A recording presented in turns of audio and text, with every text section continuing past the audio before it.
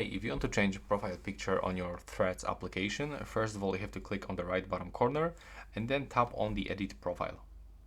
Now from here, click on your picture and then you can import this picture from the Instagram or get the new profile picture. So here you will open the gallery, but you can actually take the photo right now. You can switch to the selfie camera and take the photo of yourself.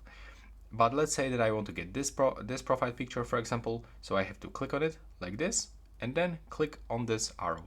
From here I can also adjust this profile picture, so I can add some different filters to change how it looks. When I click right here, I can also set the strength of this filter, and when I click edit, I can adjust other parameters. As you can see, there's actually a lot of different options, but let's say that I want to stay with this one like it looks, and I have to click on the right upper corner, and as you can see, my profile picture has changed. So I have to click done in the right upper corner, and after a few seconds after the processing, I will be welcome with the new profile picture that will appear right here.